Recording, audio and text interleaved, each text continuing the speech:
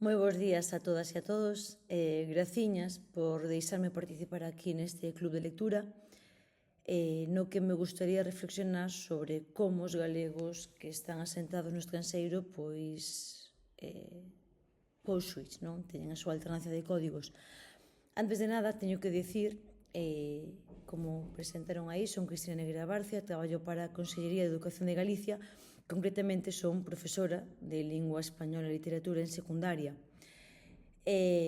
Por outra banda, o meu doutoramento está relacionado coa literatura galega, polo tanto, podedes ver que para nada son unha experta no code switching, senón que é unha área na que me gustaría aprender.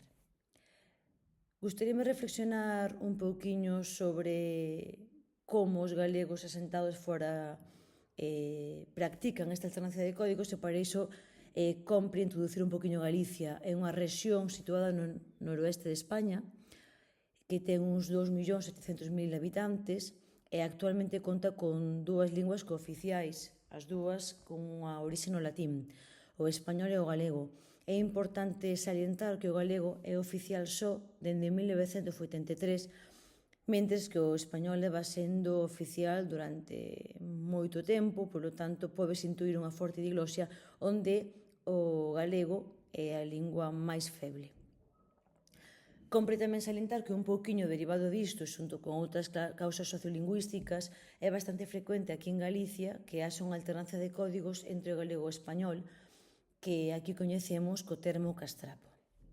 Xa con respecto ao galego, para que poidades entender un poquinho mellor despois o code switch sobre o que vou falar, compre dicir que é unha lingua romance que comparte orixe co portugués, de feito compartiron raíz ata o século XIV, máis ou menos, e o galego tamén é unha lingua minoritaria. As primeiras restriccións foron documentadas en torno ao século XV por cuestións sociopolíticas, pero as máis frecuentes tiveron lugar durante a dictadura de Franco entre o 1936 e 1975. Por lo tanto, falamos dunha lingua minoritaria e, sobre todo, minorizada.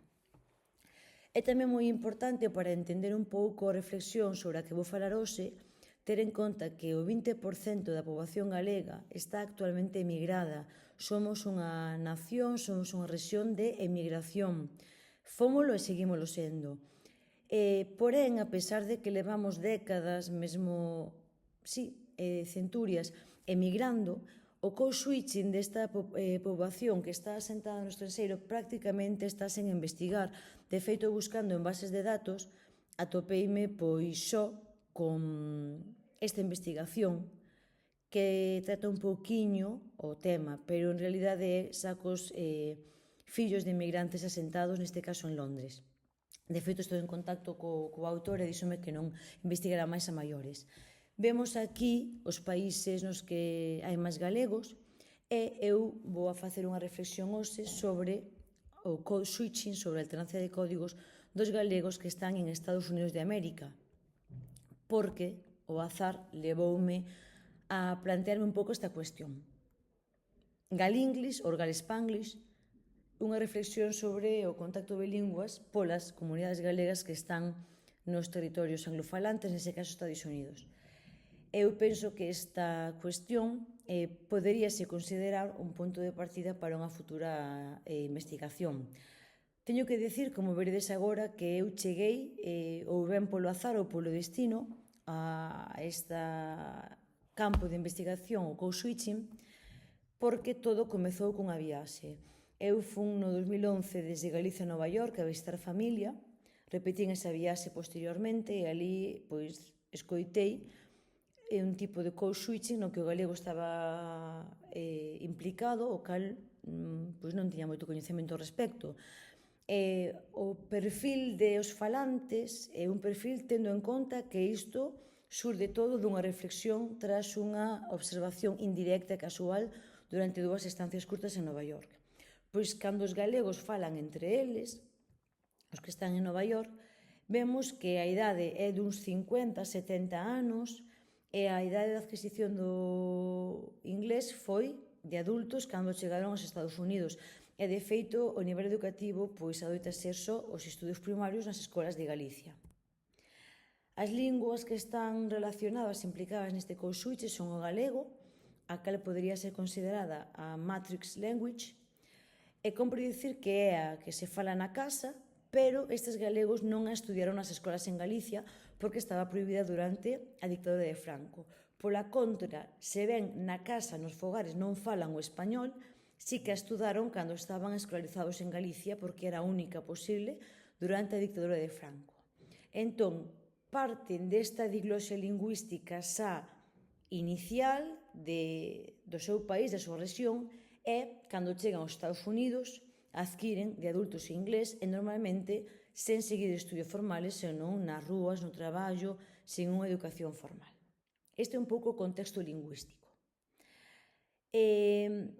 Eu de seguido fago unha pequena clasificación sobre o que vin, baseándome, poño aquí un corpus, entre comillas, neste code switching. Podemos considerar que me baseei en 3 diferentes protocorpos realmente. O primeiro deles é realizado por Castelao casi hai 100 anos, feito por Castelao. Castelao foi un político, escritor e debuxante moi importante en Galicia. De feito, foi deputado na Segunda República e tan pronto, nas Cortes Españolas, tan pronto ten lugar o golpe de Estado militar no 1939, el viaxa por diferentes países do mundo para buscar apoios para a restauración da democracia.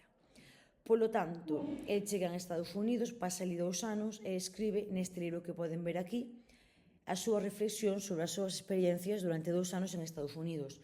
Nun dos capítulos, que titulou Things in the United States, el recompilou 86 expresións do que el considerou en chamar a linguaxe dos galegos de Norteamérica. De feito, desas 86 expresións vemos aquí unha, onde na primeira metade da expresión intenta coa escrita do galego representar como a fonética que ele escoitou, íamos no vos ou no so way, e despois pon a traducción ao galego. Ademais, están as notas que eu tomei nas 2 estancias en Nova York, no 2011-17, e estou actualmente en contacto coa empresa de televisión galega, de televisión e radio, que me está a mandar material sobre entrevistas aos galegos emigrantes establecidos alá, entrevistas, reportaxes, noticias, etc. E estou empregando este material. Baseándome nesto, fixen unha especie de clasificación sobre os usos deste code switching e intentei explicar algúns deles, non? Coa idea de que sea un punto de partida, unha reflexión preliminar para desenvolver posteriormente unha investigación. Observo que destes 3 protocorpus hai moitos máis usos vencellados coa fonética ou co léxico, porque adoitan ser os niveis da lingua máis permeables ás interferencias, seguido da morfoloxía e finalizando co nivel sintáctico que adoita ser menos permeable ás interferencias.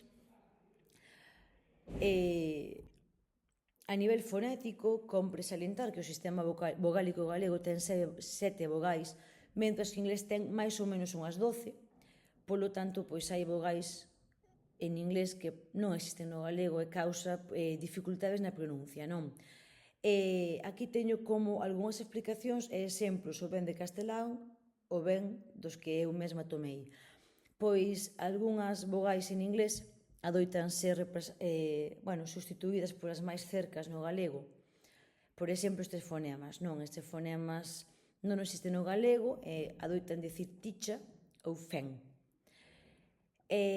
As vogais longas non existen no galego, polo que non sabemos dicilas de partida, pero, sen embargo, son un aspecto moi relevante no inglés porque axudan a diferenciar sons e, sobre todo, palabras, significados, non? Temos, por exemplo, omitting e pitches.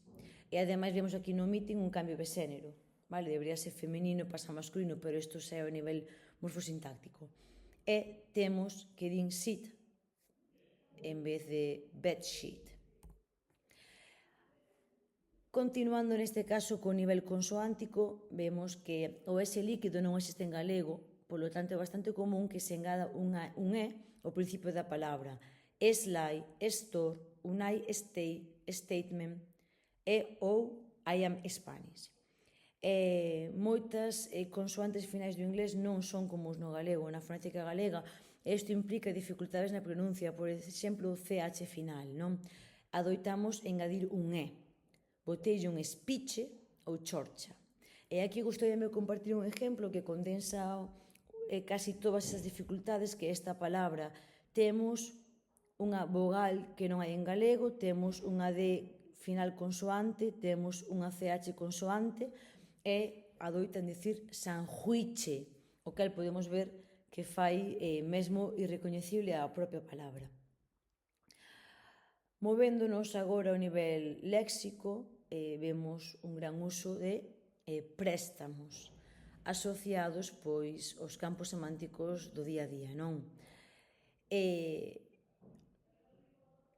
Vemos cuquiñas, queique, tometiños, ómele, jardiña, fenza, fen, tibí, bosboi, college, bill, traca.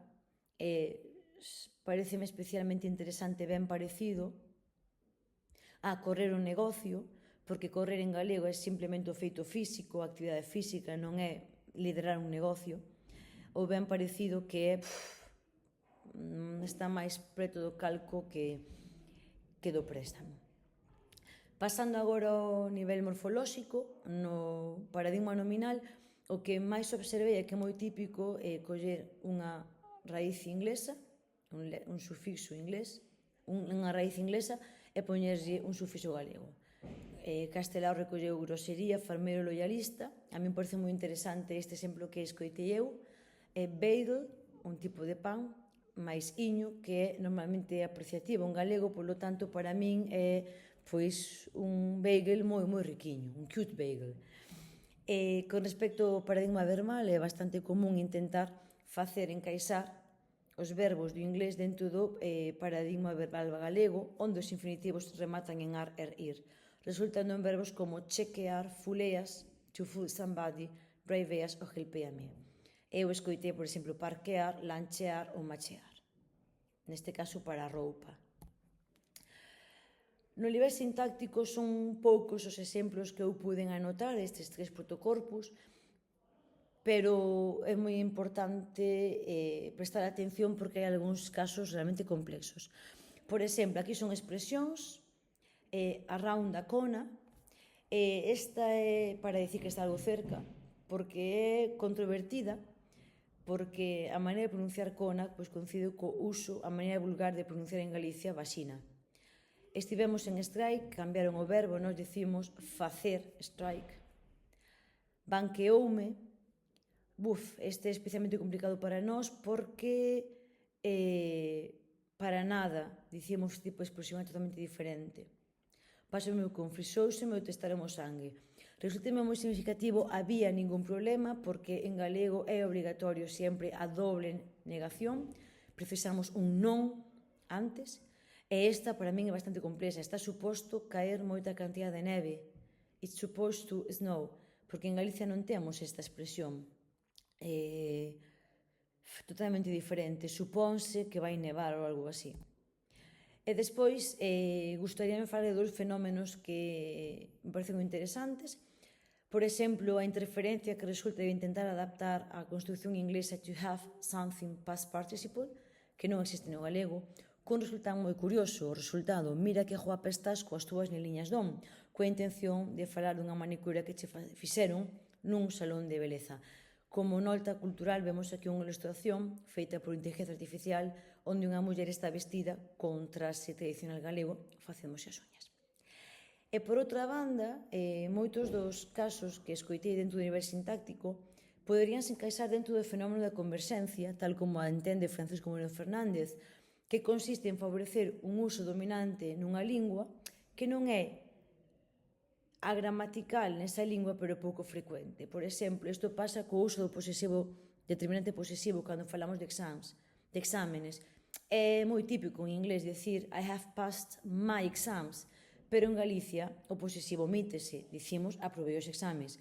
Polo tanto, ainda que non é incorrecto, para min escoitar aprobei os meus exames, soname moi meus exámenes, vale? Moi posesivo, moi redundante esa posesión. Para finalizar, polo tanto, estamos a falar de un code switching en donde hai 3 linguas implicadas, o galicio, o galego, que é a matrix language, o inglés e o español, que son as embedded languages, pero creo que ademais compre facer un matiz do uso deste español, porque é un español que ten moita influencia do español latinoamericano. Hai que ter en conta que a realidade sociolingüística dos galegos, que tamén son bilingües en español, fai que se relacionen moito con hispanoamericanos e teñen moita influencia deste español. Por exemplo, con frases como el maneja o carro. Vale, a matrix language é o galego, pero manejar non o empregamos en España. Se imos o dicionario de español, remítenos a América e a Guinea. Pasa mesmo con carro con coche. E aquí unha expresión que a min tardei moitos días en entendela. Díjoche eu que ese home é pato. Algo así como... non a entendía, porque pato, tanto en galego como en español peninsular de España, significa únicamente o animal. Entón, remitindo o dicionario, vexo que, principalmente en Nicaragua e Venezuela, é un home afeminado. Polo tanto, tendo en conta que entran estas 3 linguas neste code switching, eu considerei oportuno nomear este code switching como Galespanglish. No respecto a investigacións futuras, pois é evidente que a fala dos galegos en Estados Unidos documentouse de fai polo menos 9 décadas, por Castelao e continúa existindo, como eu mesma poden verificar nas miñas estancias ali.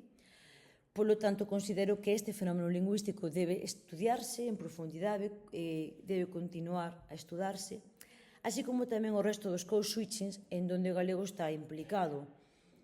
Especialmente non só polo meu interese personal, porque é unha lingua que me implica a min e a miña lingua nai, senón tamén tendo en conta o interés que este suxeito, este aspecto, esta investigación está levantando nos congresos internacionais nos que participei, tanto un da Universidade de Vigo en España, outro en Japón, unha conferencia en Brasil, e xusto a semana que ven vou intervir nun congreso organizado por o CSIC en Oviedo con respecto a este tema, e cada vez que explico un poquinho o que vin, estas reflexións preliminares, pois vexo que hai moitas persoas que me din que se debe estudar isto, facer un paper disto. Entón, chegamos a este punto, que me gustaría estudiar con profundidade a alternancia de códigos polos galegos que están asentados no estranxeiro e especialmente os que implican galego inglés ou galego francés, porque son 2 linguas que eu manexo. E por esa razón gustaríame diseñar materiales para esta investigación, pero eu nunca fixen eso, por unha banda, e por outra non son experta neste campo. Eu sigo dicindo que cheguei ao code switching por azar, por destino, por casualidade. Teño preguntas, grandes preguntas, non?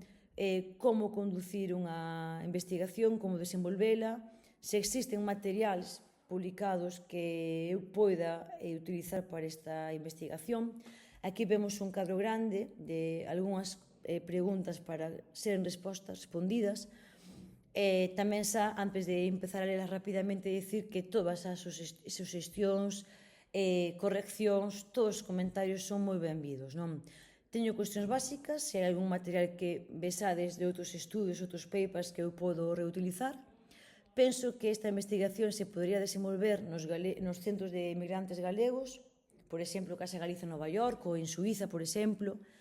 Penso que debería estar destinada á primeira xeración de inmigrantes, eses que estudaron nunha Galicia na que o galego non se podía estudiar, só español, é dicir, entre 50 e 75 anos, pero eu teño dúdas, non? Cantos participantes preciso, como se lixo, se hai algún tipo de modelo que teñan que asinar para darme o seu permiso para este tipo de búsquedas.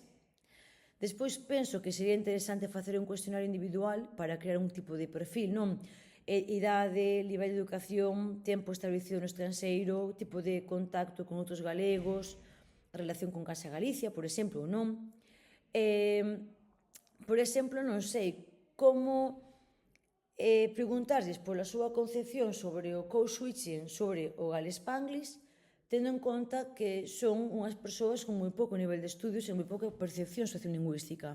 E que outras preguntas lle podería facer a nivel individual? Considero que para, como se di, para intentar promover este code-switching. Debería haber conversacións semi-guiadas entre eles mesmos, porque sí que me din conta que cando vexo, por exemplo, unha entrevista na televisión de Galicia, como falan con galegos que viven en Galicia, intentan non facer este code-switching. Entón, creo que sería importante que houvese unha serie de conversas entre eles. Pero, claro, cantos falantes nestas conversas? 2 ou máis? Que preguntas lle podo facer? Sobre todo, intentando promover que fagan esos fenómenos que eu sabín que fan, non? Por exemplo, sei que sobre o día a día, as rutinas da casa van a facer moito code-switching. E por último, pois, con respecto a estas transcripcións, pois como transcribir estas grabacións, se hai algún programa que me poidan recomendar, non? Son algunhas cuestións, pero realmente teño moitísimas máis e estaría encantada de que me puderan axudar, recomendar, correxir, todo para poder investigar este code-switching. De feito, teñen aquí o meu correo electrónico por se consideran, se teñen tempo, de mandarme algunha suxestión, estudo, etc., corrección que consideren, e sen máis, pois, moitísimas gracias polo seu tempo, pola súa atención e pola súa axuda. Saudiños.